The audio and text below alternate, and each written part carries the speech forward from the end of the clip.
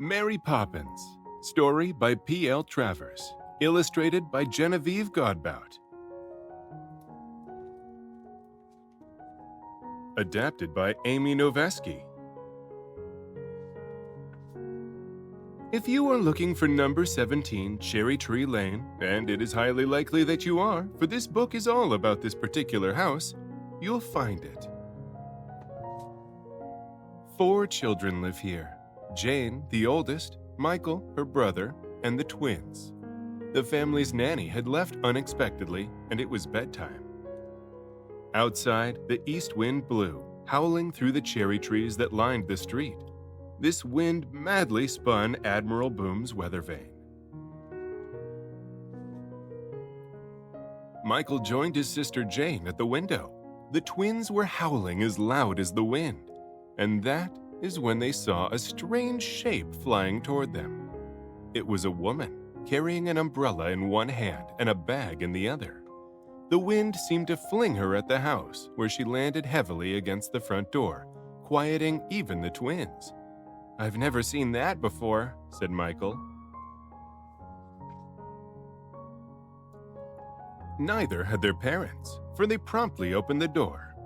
At the top of the landing, the children watched as the curious visitor flew up the banister. Jane and Michael slid down the banister all the time, much to their parents' dismay, but never up. Despite the wind, she was as neat as a pin. There was something exciting about her. "I am Mary Poppins." "How did you find us?" asked Jane. "The wind blew me here," she said. And then Mary Poppins wasted no time getting settled. She removed her hat, set down her umbrella, and from her strange bag she pulled out a starched apron, which she tied around her waist, a box of lozenges, a bottle of scent, a set of dominoes, 2 bathing caps, 7 flannel nightgowns, 4 cotton ones, a large bar of soap, a pair of boots, a postcard album, a toothbrush, and a pack of hairpins. "Now spit-spot to bed," she said, and before they knew it, Jane and Michael, and even the twins, were put in their pajamas, bathed and brushed and read to, much to their parents' and their delight. "Mary Poppins, you'll never leave us, will you?" asked Michael. "I'll stay till the wind changes," she said. From that night on, Mary took charge, and the children followed. And every day with Mary was an adventure. They always waved to Miss Lark, their next-door neighbor, on their way out. "Good morning, and how are we today?" she said. Jane and Michael never knew if she was asking how they were or how she and her spoiled, fluffy little dog were. They always stopped to admire the matchman's work. On sunny days, the matchman made chalk drawings on the sidewalk instead of selling matches.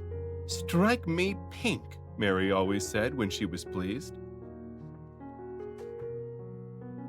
On this particular day, Mary Poppins, Jane, and Michael were taking the bus to pay a visit to Mary's uncle, Mr. Wig. "Why is your uncle called Mr. Wig?" asked Michael. "Does he wear one?" "He is called Mr. Wig because Mr. Wig is his name," said Mary, "and he doesn't wear one. He is bald." Inside number 3 Robertson Road, an enormous table was laid for tea. But where was Mr. Wig? Jane and Michael heard a giggle and looked up. "Oh, Uncle Albert, not again! It's not your birthday, is it?" Mary Poppins asked. "I'm afraid it is my birthday," he said. "And whenever my birthday falls on a Friday, well, it's all up with me. Absolutely up." "Why?" asked Jane. "How?" asked Michael. "Well, you see, the first funny thought and I'm up like a balloon.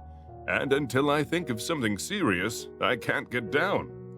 The children laughed, and the more they laughed, a curious thing happened. Jane felt herself growing lighter and lighter. It was a delicious feeling, which made her laugh more. Then Michael started laughing too.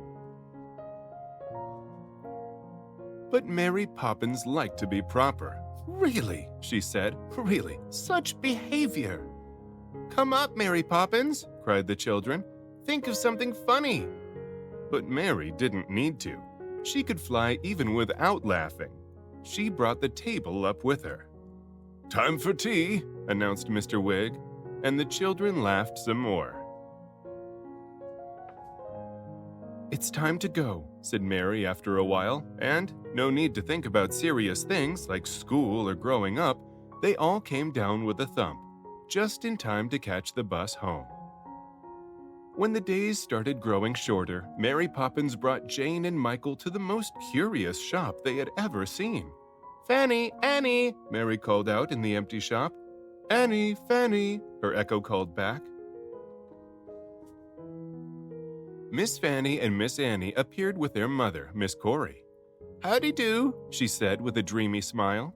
She offered Jane and Michael a baker's dozen of gingerbread, each adorned with a gilt paper star. Arms piled up with delicious dark cakes, Mary and Jane and Michael headed home. Later that night, after the gingerbread was gone and they had hidden their gold stars away in the nursery, Jane and Michael awoke to voices outside the window. Fanny and Annie each held a ladder and set them up with one end on the earth, the other end in the sky. Mrs. Corey painted the sky with glue, and Mary Poppins stuck gilt stars that began to twinkle furiously. Their stars. Are the stars gold paper, or is the gold paper stars? Jane wondered. But she knew that only someone very much wiser than Michael could give her an answer. Another bedtime on a cold winter night, Michael was thinking about elephants. "I wonder what happens in the zoo at night." "Spit-spot, to bed you go," said Mary Poppins. "She knows everything, but she never tells," Jane whispered. Just as they were about to drop off into sleep, they heard a voice say, "Hurry!" Jane and Michael followed the voice out of bed and down the lane, across the park, until they came to the zoo. In the light of the full moon, Jane and Michael saw the most amazing thing. The animals were free. In the center of it all was Mary Poppins. The voice belonged to a bear wearing a coat with brass buttons. He handed them each a ticket and told them, "We are all made of the same stuff, bird and beast, star and stone. We are all one."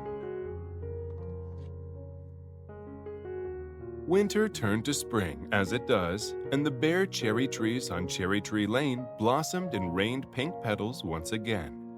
Mary Poppins was especially quiet as she tidied up after supper. For a moment, she put one hand lightly on Michael's head and the other on Jane's shoulder. There was something different in the air. Admiral Boom's weather vane confirmed. The wind had changed. Jane and Michael heard the front door slam. They rushed to their bedroom window. Jane and Michael opened the window. "Mary Poppins!" they shouted. The wind blew her over the rooftops and away from Cherry Tree Lane. Would they ever see her again? "Au revoir," she called, which means, dear reader, to meet again. The end.